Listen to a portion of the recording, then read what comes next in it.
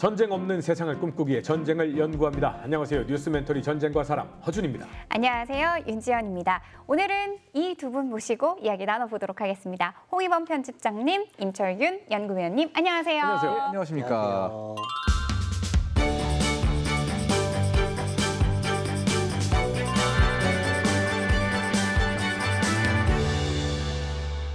좋습니다. 저희 뉴스멘토리 전쟁과 사람에서는 이 남북한 주요 무기 체계를 비교 분석하는 시간을 마련해 보고자 합니다. 그중에서 오늘은요. 먼저 남북한 무기 체계 중 전차에 관해서 이야기를 나눠 볼 텐데요. 사실 북한군에서는 전차하면은 거의 무기의 최고봉이다라고 할 정도로 굉장히 많은 퍼센트를 차지하고 있잖아요. 네, 어떤가요? 맞습니다. 북한에서는 전차를 가리켜서 우리는 전차라고 이제 한자식 발음으로 얘기하잖아요. 네. 북한은 땅크라고 하거든요. 현재 북한군은 10개 군단이 전방에 4개 군단, 후방에 6개 군단이 포진해 있거든요. 그리고 1개 기갑 사단이 있습니다. 이들의 주력 돌파 자산 그리고 보병 직접 지원 화기가 바로 전차입니다. 이에 대응하는 우리 한국의 기갑 전력. 뭐 세계적이죠. 세계적이죠, 진짜. 한국군은 일단 서방 세계로만 한정을 하면은 사실상 미국, 이스라엘, 그다음에 우리 이렇게 순위를 매겨도 어폐가 없습니다. 오. 일단 갖고 있는 전차의 숫자가 지금 한 2,300대? 그 정도. 지금 이 숫자만으로도 지금 정말 굉장한 숫자인데 중요한 거는 그냥 숫자만 많은 게 아니에요. 질이 중요하죠. 예. 지금 우리가 갖고 있는 전차 중에 거의 한 2,000대 정도가 K1, 네. 그러니까 K1A1, 그다음에 K2 네. 내지는 그 개량형들 네. 한마디로 다 3세대 아니면 3.5세대 전차로 2,000대 가까이를 갖고 있어요. 네. 지금 이게 되는 나라가 지금 딱 미국하고 이스라엘 둘밖에 없습니다. 영국, 뭐 프랑스, 독일, 사실 독일이 그 냉전 시대 또 90년대까지는 서방 세계에서 미국, 독일, 이스라엘 이런 느낌이었거든요. 네. 네. 근데 독일이 그냥 십몇 년 사이에 그냥 있는 전차들을 다 떨궈버렸어요. 그렇죠. 중고로 수출하고 어쩌면서 지금 현재 운용 숫자가 300대 정도. 근데 중요한 거는 프랑스하고 영국도 그보다 못해요. 지금 심지어 폴란드가 유럽에서 전차가 제일 많습니다. 그러니까 서유럽 기준으로요. 네. 네. 그런 상황이다 보니까 지금 K2만 해도 410대라, 그러니까 앞으로 이 K2의 4차 추가 양산이 이루어지면 410대가 되고 지금 당장도 K2표 260대 정도 있거든요. 그렇다는 얘기는 지금 흑표만으로도 프랑스나 영국보다 더 많아요, 전차 숫자가. 네. 뭐 진짜 서방 세계 기준으로 뭐 명실상부한 3위 이렇게 얘기할 수 있는 거죠. 그 정도로 우리나라가 이제 많이 올라왔습니다. 그럼 이제 본격적으로 남북한 전차에 대해서 좀 이야기를 나눠볼 텐데요. 역사와 또 이제 이거 개발하게 된 이유에 대해서 좀 볼 텐데 먼저 시작된 게 뭔가요? 북한으로서는 T-34-85를 들을 수 있습니다. T-34 근데 어디서 많이 들어보지 않았습니까? T-34 굉장히 유명한 전차 아닌가요? 우리 쿠르스크 전투 때 네. 소련군이 처절하게 티거 전차를 막아섰잖아요. 그때 썼던 전차가 바로 T-34-76입니다. 고거의 주포 업그레이드 개량형이 T-34-85예요. 그러면 대체 북한은 이 전차를 어떻게 보유하게 됐을까? 1945년 8월 8일에 나치 독일이 드디어 소련에게 항복을 하게 됩니다. 그러자 소련은 총불을 돌려서 이제 대일본 선전포고를 하게 되죠. 관동군이 필사적으로 저항을 했음에도 그걸 다 뚫고 8월 15일에 한반도에 소련군이 진입을 하고요. 8월 24일에는 평양에 입성을 해요. 이때 소련군이 사용한 전차가 바로 T-34-85입니다. 그래서 왔죠. 점령을 하고 소련 군정이 시작된 다음에 소련군이 가장 먼저 한 건 북한군을 만드는 작업이었어요. 원래 북한은 소련에게 전차 500대 달라고 했어요. T-34-85 전차 500대 달라고 했단 말이죠. 소련 공산당도 이걸 승인해가지고 45년 이후부터 생산된 아직 이거 스티커 떼지도 않는 완전 시품 전차 이걸로 보내줄 준비를 하고 있었는데 네. 스탈린 입장에선 이제 막 생긴 군대 아니에요. 김일성이 해봐야 그 당시 나이가 저보다 어렸을 거예요. 못 믿겠잖아요. 그래서 전문가를 한번 보내본 거예요. 근데 독소 전쟁의 당시 소련군 영웅이었던 미하일 카트코프라는 장군이 있어요. 이 카트코프 대장이 북한에 와서 여기저기 둘러본 거예요. 얼마나 산 많아요. 그렇죠. 그렇죠. 당시에는 제대로 된 길도 없었잖아요. 툭하면 하천선 발달해 있고 이건 뭐 갈만하다 싶으면은 논에 뻘밭이고 카트코프 입장에서는 500대 말 같지도 않은 소리 하고 있어 이렇게 된 거예요. 그래서 스탈린한테 보고를 합니다. 서기장 동지, 저 여기 와 보니까 무슨 500대, 300대도 많아요. 안 돼. 500대 보내줄 필요 없어요. 이렇게 보고를 해버린 거예요. 네. 그런데 스탈린이 얼마나 여우 같은 사람이에요.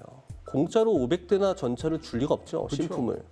그 500대 북한이 철광석이랑 금 같은 광물 자원으로 산 거예요. 북한 입장에서는 눈 뜨고 200대 이상 뜯기게 생긴 거예요. 돈 다 냈는데. 그래서 김일성이 모스크바로 갑니다. 아, 서기장 동지, 상도덕이 있는데 줄 건 줘야죠. 라고 해. 이제 와서 이러면 안 되죠. 그렇죠. 그래서 약속을 하나 해줍니다. 알았어. 그러면 너네 밀릴 때 우리가 전투기 지원해줄게. 공군 지원해줄게. 이렇게 약속을 받아내고 우여곡절 끝에 북한이 250대의 T-34-8호 전차를 수령을 해요. 그래서 이걸 가지고 이제 115 땅크 연대를 여단 규모로 키웁니다. 그게 이름이 바뀌어져서 105 땅크 여단이 되죠. 각 여단 예하 연대별로 40대가량의 전차를 보유했고 총 120대가량의 전차를 앞세워서 이 105 땅크 여단이 6.25 전쟁 때 대한민국을 전격 침공하게 됩니다. 말씀하신 대로 6.25 당시 때 북한군은 T-34-8호를 사용했는데 그때 당시에 우리나라 우리 군들은 공여받은 전차가 어떤 모델이었나요? 일단 6.25가 시작될 때는 우리한테 전차라는 게 아예 없었고요. 네. 그 다음에 전쟁이 진행되면서 미군한테 전차를 지원을 받았습니다. 1950년 11월에 전차 부대를 미군한테 전차를 받아서 처음 창설하는데 그때 받은 전차가 M36 잭슨이라고 불리는 전차인데 이게 엄밀하게 따지면 전차지만 전차가 아니에요. 무슨 얘기냐? 이게 미군에서 이걸 구축 전차라고 분류를 했는데 그러니까 모양도 그렇고 주포도 90mm 강력은 하지만 장갑이 얇아요. 그러니까 한마디로 얘기해서 움직이는 대전차포에 가까운 대전 자주포를 받은 거예요. 이게 포방패만 76mm 정도라 어느 정도 방어력이 있고 측면이나 정면은 32mm, 38mm 정도밖에 안 돼가지고 대전차 화기 공격을 사실상 못 막아내는 그런 정도였거든요. 그렇기 때문에 이게 적이 왔을 때 방어를 할 수 있을지 몰라도 공격적으로 쓰는 굉장히 부족한 그런 물건이죠. 근데 사실 셔먼도 네. 6.25 중에 우리 군이 받았다라는 기록은 있는데 해병대에서 받았다라고 기록은 있는데 M4, A3, E8 흔히 EJ-라는 버전이죠. 이 버전 같은 경우는 T-34-85를 상대로 막상막하에 선전을 했는데 사실 말이 좋아서 막상막하지 우세했어요. 왜냐? 일단은 셔먼이 고장이 덜 나요. 그 다음에 인체 더 넓고 조작성이 편해서 더 운용이 쉽고 주포 같은 경우도 더 발사속도가 빨라요. 왜냐? 차내가 넓기 때문에 탄약수가 쉽게 빨리 넣을 수 있고 장전을 할 수 있거든요. 그리고 결정적으로 시야가 좋아요.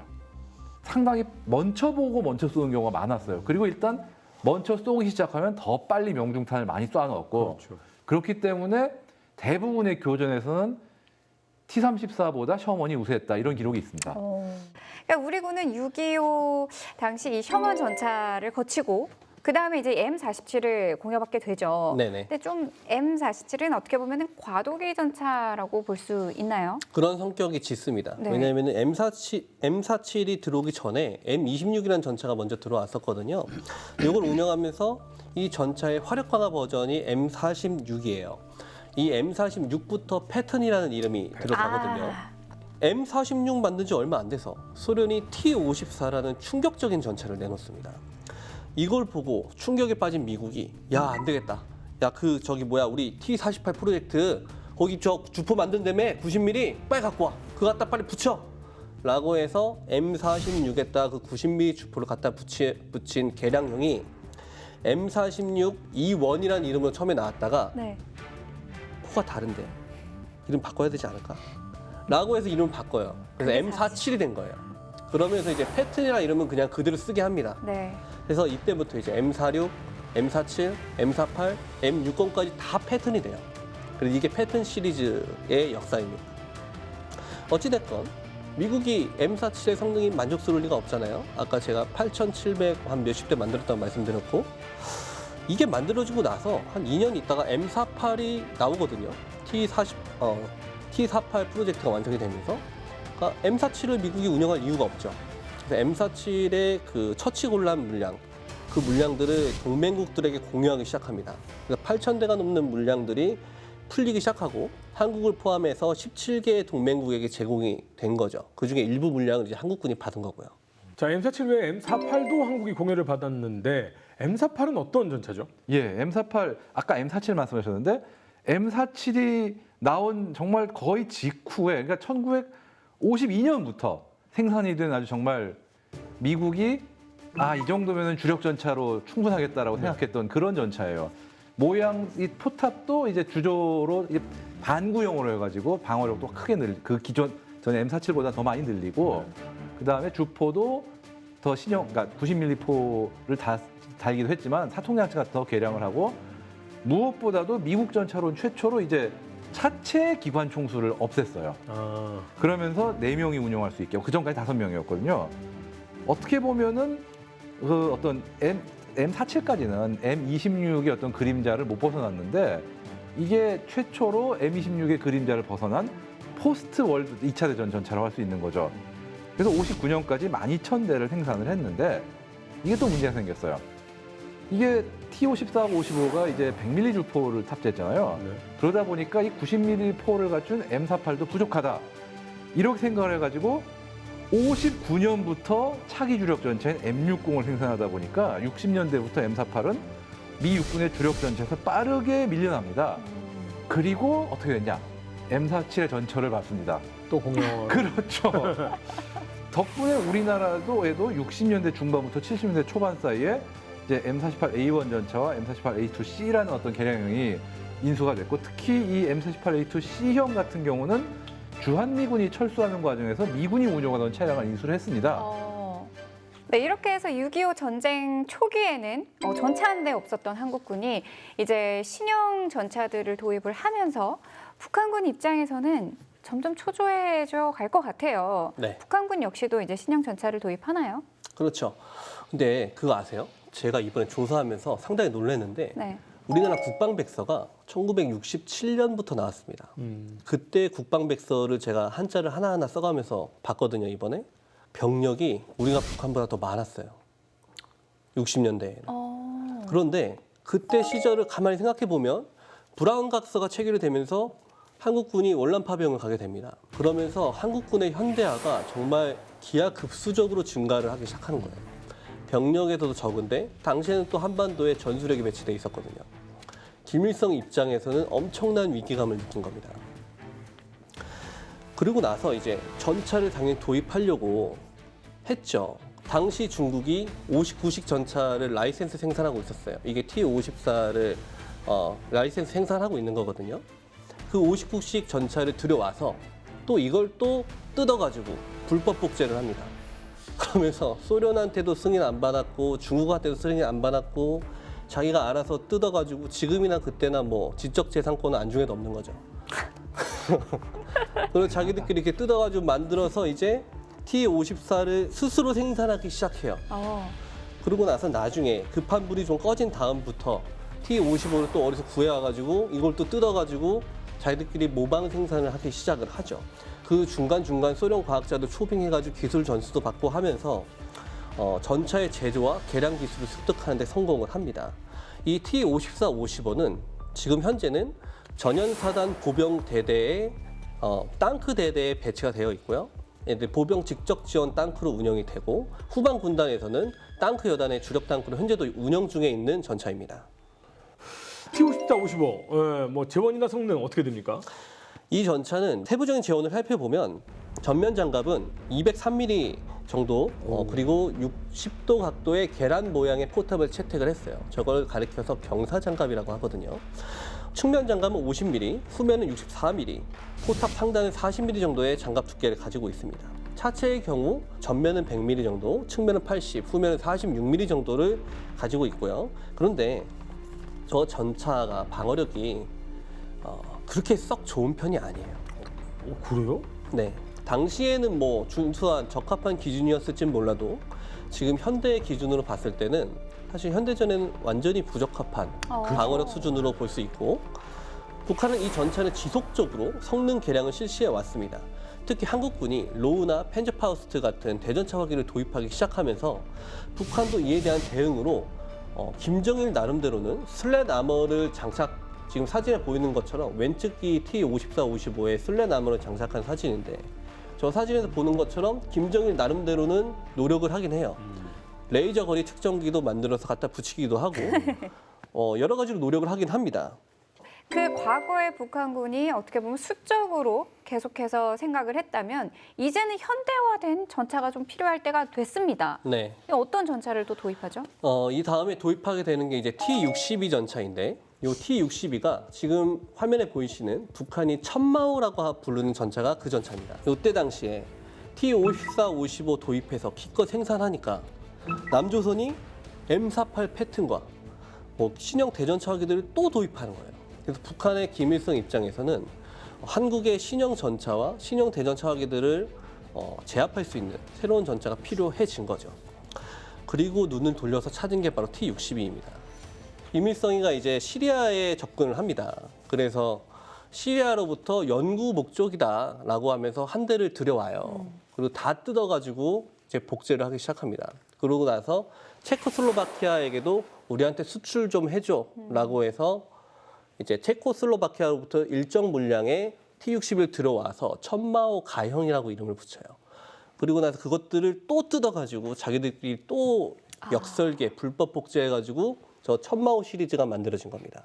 저렇게 계속 개량해가지고 5개 유형의 천마호 전차가 나오거든요. 그리고 2010년에는 T-72 전차의 일부 기능, T-80 전차의 일부 기능을 섞어가지고 선군 915 전차라는 것을 만들어요. 지금 사진에 보이는 장면은 북한의 무장 장비 전시관 내에 있는 전시되어 있는 자기들이 만들었다고 주장하는 전차들의 종류입니다. 자, 이번 시간은 북한과 한국의 기갑 전력에 대해서 과거부터 한번 쭉 거슬러 올라와 봤습니다. 다음 시간은요, 80년대 이후의 기갑 전력은 과연 어떻게 변했으며 맞붙으면 어떻게 될까라는 궁금증 해결시켜 드리도록 하겠습니다. 다음 시간 저희가 더 재밌게 준비해서 돌아올 테니까요. 꼭 시청해 주시기 바랍니다. 시청해주신 여러분 감사합니다. 다음 이야기. 6.25 전쟁 당시 남북한은 미국과 소련으로부터 공여받은 전차를 통해 전쟁에서 맞붙는다. 휴전 이후 남북한은 본격적인 군비 경쟁의 길로 접어들며 전차 전력 증강에 심혈을 기울인다. 80년대 이후 북군은 K계열 전차 개발에 나서면서 최근에는 K2 후표를 수출하고 있는데, 북한군이 공개한 최신형 전차 M2022 K2 후표와 맞붙게 되면 어떤 결과를 낳게 될 것인가? 한국 대 북한 전차 전력 전격 비교 2부 많은 시청 바랍니다.